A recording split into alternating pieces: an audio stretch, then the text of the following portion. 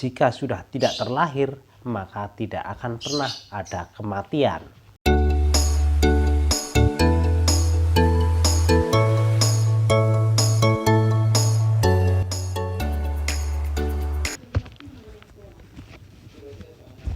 Baik, sebelumnya saya ucapkan Namo Buddhaya.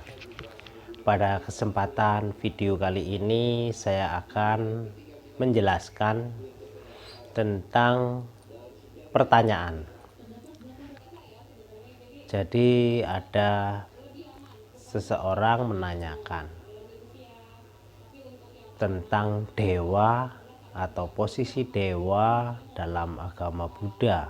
Apakah sebagai Tuhan atau bagaimana? Jadi sahabat Dhamma, memang dalam agama Buddha dikenal tentang sebutan dewa.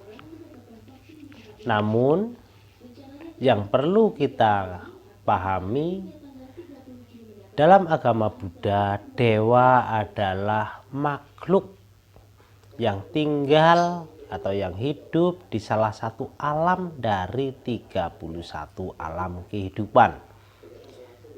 Dan dewa, alam dewa itu dalam bahasa Pali adalah sugati bumi, atau yang tinggal di alam kebahagiaan atau alam surga.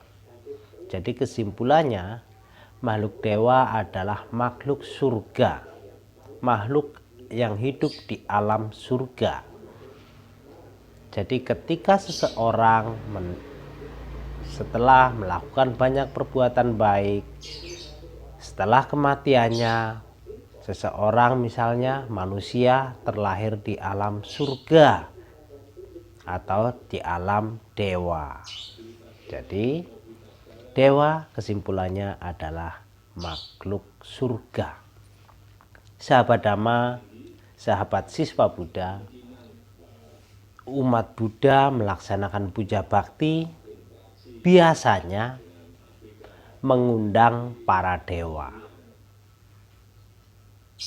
Ada dalam parita yang bernama atau yang namanya paritanya adalah Aradhana Dewata atau parita mengundang para dewa atau mengundang makhluk surga.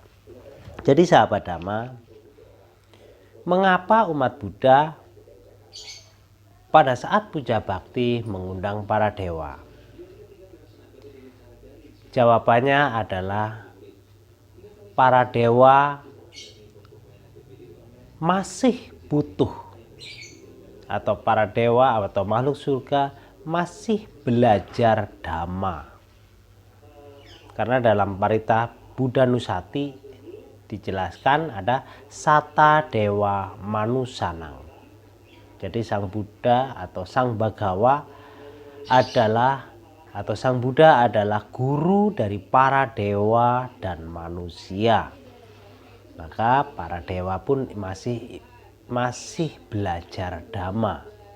Jadi umat Buddha mengundang para dewa saat puja bakti adalah mengajak para dewa untuk sama-sama, untuk bersama-sama mendengarkan Dhamma, mengulang kembali, membacakan parita-parita ajaran Buddha. Jadi para dewa diundang untuk bersama-sama mendengarkan Dhamma. Karena makhluk surga atau alam dewa masih membutuhkan, masih perlu untuk belajar Dhamma. Jadi sahabat Dhamma, jadi ada suatu cerita di mana Dewi Mahamaya atau ibu dari Pangeran Siddhartha setelah meninggal terlahir di alam surga. Setelah Pertapa Gotama menjadi Buddha atau telah mencapai penerangan sempurna, sang Buddha kemudian datang ke alam surga untuk membabarkan Dhamma kepada ibunya dan tentunya kepada para dewa yang lain. Sang Buddha mengajarkan Dhamma selama 3 bulan. Dhamma yang diajarkan yaitu tentang Abhidhamma. Singkat cerita, setelah Sang Buddha mengajarkan Dhamma di alam surga, ibunya mencapai tingkat kesucian Sotapanna. Jadi di sini jelas bahwa Sang Buddha adalah guru para dewa dan manusia. Perlu kita pahami, dalam agama Buddha ada 4 tingkat kesucian, yaitu Sotapanna, Sakadagami, Anagami, dan Arahat.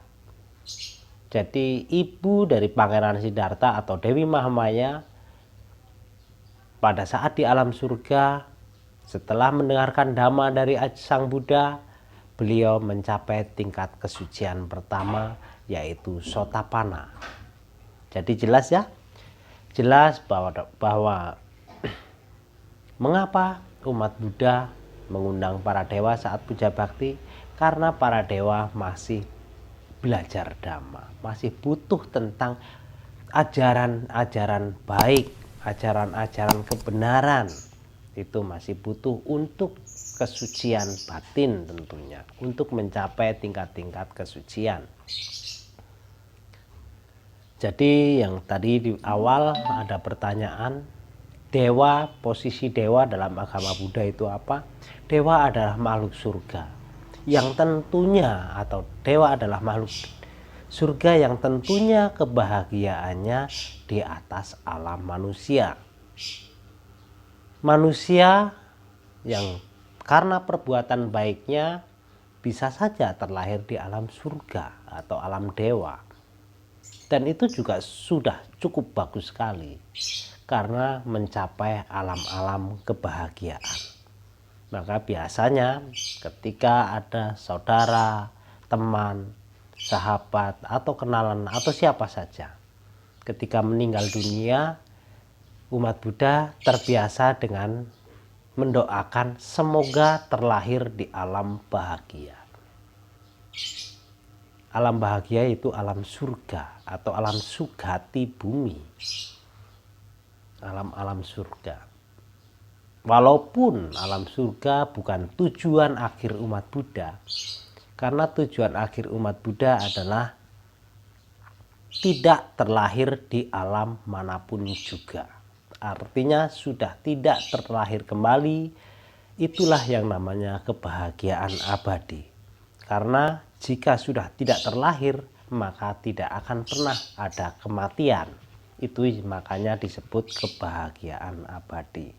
Walaupun surga bukan tujuan akhir umat Buddha, seseorang yang terlahir di alam surga atau alam dewa itu sudah cukup bagus. Artinya itu adalah hal yang baik. Karena untuk mencapai alam surga, yaitu harus melakukan perbuatan-perbuatan baik. Dalam Aradhana Tisarana Pancasila atau permohonan Tisarana Pancasila pada biku, di situ dikatakan dengan melaksanakan sila dapat menyebabkan terlahir di alam surga. Apa saja sila itu? Yang pertama tentunya tidak membunuh makhluk hidup. Yang kedua, tidak mencuri atau mengambil barang yang tidak diberikan. Yang ketiga, berbuat asusila. Dan yang keempat, tidak bicara bohong atau bicara tidak benar. Dan yang kelima, tidak mengkonsumsi barang atau benda yang dapat melemahkan kewaspadaan atau secara umum mabuk-mabukan. Oke sahabat Dhamma, sahabat siswa Buddha, demikian penjelasan dari saya.